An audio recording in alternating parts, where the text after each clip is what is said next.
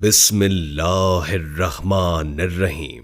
हम अपने तमाम देखने वाले नाजरीन को प्यारा इस्लाम में खुशामदीद कहते हैं। नाजरीन ग्रामी, आज हमारी कहानी है एक जनाजे पर, जब उस बुजुर्ग ने अपनी सारी जायदाद अपना जनाजा ना पढ़ने वालों के नाम कर दी। चलिए वीडियो में आगे बढ़ते हैं। गुजरे वक्तों की बात है कि एक जगह एक इंतहाई मेहनती इंसान रहा करता था। उसका नाम सलाहुद्दीन था। अब वो काफी बूढ़ा हो चुका था। उसने अपनी सख्त मेहनत से अपनी जमीन जायदाद बना रखी थी। उसके 3 बेटे थे जो उसके बाप के बिल्कुल मुतजाद थे।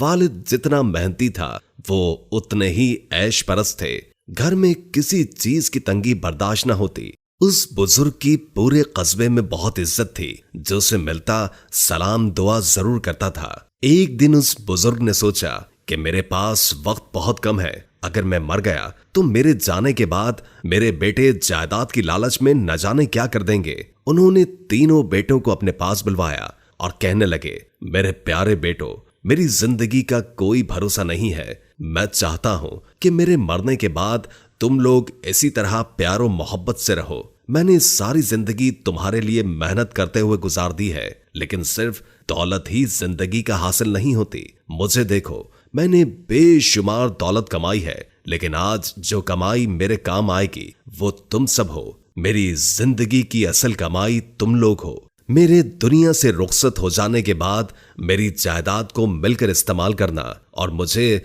हमेशा दुआओं में याद रखना। उसके बाद उस बुजुर्ग ने अपने बेटे से एक कलम और किताब लाने का कहा ताकि उन्हें वसीयत लिख कर दे। बड़ा बेटा जल्दी जल्दी दोनों चीजें लेकर आ गया। उसी मौके पर उन्होंने वसीयत लिखकर उन्हें 2 अलग अलग लिफाफों में बंद करके अपने बेटे के हाथ में दे दिया। उनमें से एक पर लिखा था कि इसे जनाजे से पहले सबके सामने पढ़ा जाए, जबकि दूसरे पर लिखा था कि इसे जनाजे के बाद सबके सामने पढ़ा जाए। बड़े बेटे ने लिफाफे संभाल कर अपने पास रख लिए। सलाहुद्दीन की हालत दिन ब दिन बदतर होती जा रही थी और बिलाखिर उसका इंतकाल हो गया। सारे कस्बे में यह खबर फैल गई कि जमींदार साहब का इंतकाल हो गया है। जनाजा पढ़ने के लिए हजारों का मजमा हो गया। उन्हें कौन नहीं जानता था, लिहाजा जो सुनता गया उनके जनाजे में शिरकत के लिए आ पहुंचा। बेटे बाप की मैयत को कब्रिस्तान ले गए। इमाम साहब ने नमाज जनाजा पढ़ने के लिए सफे दुरुस्त फरमाई। सब लोग सफ दर सफ खड़े हो गए तो बड़े बेटे ने आगे बढ़कर इमाम साहब के हाथ में पहली वसीयत दी और कहा, ये मेरे वालिद साहब की वसीयत है और वालिद साहब के हुक्म के मुताबिक इसे जनाजे के सामने बाआवाज़े बुलंद पढ़ा जाए। इमाम साहब ने वसीयत का लिफाफा खोला। अंदर से कागज बरामद हुआ। उन्होंने खोलकर उसे बाआवाज़े बुलंद पढ़ना शुरू कर दिया। उस पर लिखा था, मेरी पहली वसीयत यह है कि जो कोई भी मेरा जनाजा नहीं पढ़ेगा उसे मेरी तमाम तर दौलत और जायदाद का हक हासिल हो जाएगा। ये पढ़ते ही इमाम साहब समेत तमाम सुनने वालों पर सख्ता तारी हो गया। शहर खामोशा में इस वक्त हजारों की तादाद में इंसान मौजूद थे, लेकिन ये सुनने के बाद खामोशी छा गई, जैसे सदियों से किसी का गुजर तक नहीं हुआ। हर कोई ऐसी कश्मकश का शिकार था कि आखिर क्या किया जाए। हम तो जनाजा पढ़ने आए हैं और अगर नहीं पढ़ेंगे तो इन्हीं जायदाद के वारिस बन जाएंगे। इसी सोच के साथ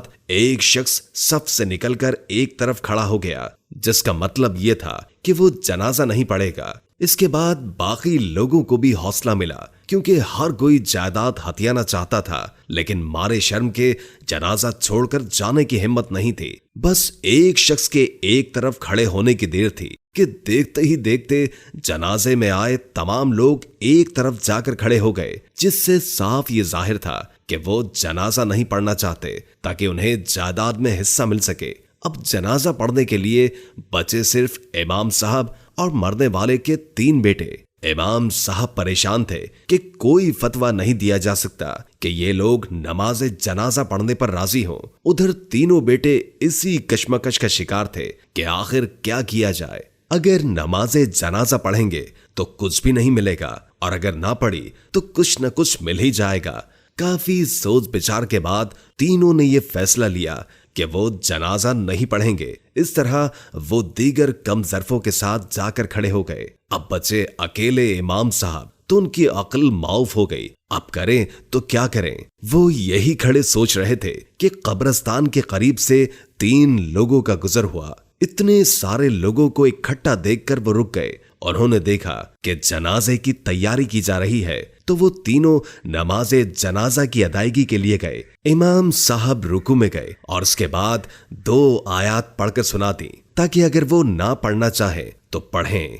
वसीयत देखकर वो लोग हैरान रह गए और मरने वाले के बेटों की तरफ मुतवज्जो हुए और उन्हें उनके यूं खड़े होने का सबब समझ में आ गया। तो कहने लगे, लोगों, ये दिन सबने देखना है। आज अगर तुम किसी का जनाजा पढ़ोगे तो कुछ लोग तुम्हारे जनाजे में आएंगे, मगर उन्हें उस नसीहत का कोई असर न हुआ और सब लोग अपनी जगह खड़े खामोश रहे। वो मलंग इमाम साहब से मुखातिब होकर कहने लगे, इमाम साहब, हमें इस दुनिया की दौलत से कोई मतलब नहीं।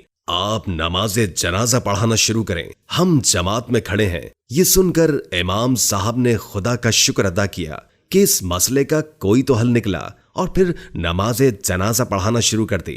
नमाजे जनाजा हो गई, दुआ करवाई गई। जब दफनाने का वक्त आया तो बड़े बेटे ने एक बार फिर आगे बढ़कर इमाम साहब के हाथ में एक और लिफाफा दे दिया और कहने लगा, ये मेरे वालिद साहब की दूसरी वसीयत है। वो चाहते थे कि इसे नमाजे जनाजा की अदायगी के बाद सब हाजरीन को बा आवाज़े बुलंद पढ़कर सुनाया जाए। इमाम साहब ने लिफाफा खोला, उसमें से एक कागज निकालकर इसे पढ़ना शुरू कर दिया। उस पर लिखा था कि मैं खुद अपनी पहली वसीयत को मंसूख करता हूँ। मेरी तमाम तर जायदाद उन लोगों में बराबर तकसीम कर दी जाए जिन्होंने मेरा जनाजा अदा किया हो। ये सुनना था कि हर तरफ खड़े लोग सर पीट कर रह गए और उनके बेटे भी एक दूसरे पर लानत करने लगे कि हमने चंद पैसों की खातिर ये काम किया। बूढ़े बाप की वसीयत के मुताबिक सलाहुद्दीन की सारी जायदाद इमाम साहब और तीनों को मिल गई। अल्लाह ताला इंसान को हर सूरत नेकी का बदला देते हैं, चाहे इस दुनिया में दे दें या फिर बाद में दे दें, लेकिन हमारी अव्वलीन तरजीह काम की नीयत होनी चाहिए, जिसका बदला सिर्फ और सिर्फ आपको हासिल होना है। मगर कुछ लालच नशीन इंसानों की फितरत कभी नहीं बदलती। सलाहुद्दीन के तीनों बेटे दुनिया में भी बाप के जज्बात से गाफिल रहे और उन्होंने इसकी आखिरी रसूमात में भी ऐसा ही किया और फिर उन्हें अपने किए की सजा मिल गई। इंसान तो आखिर इंसान है, लालच की खातिर और पैसों की खातिर कुछ भी करने को तैयार है, फिर चाहे रिश्तेदार हो या कोई और। दोस्तों, हमारी आज की वीडियो के बारे में अपनी राय का इजहार जरूर करें। अल्लाह ताला से दुआ है कि कमेंट में की गई तमाम दुआओं को कबूलियत का दर्जा अता फरमाए। आमीन सुम्मा आमीन।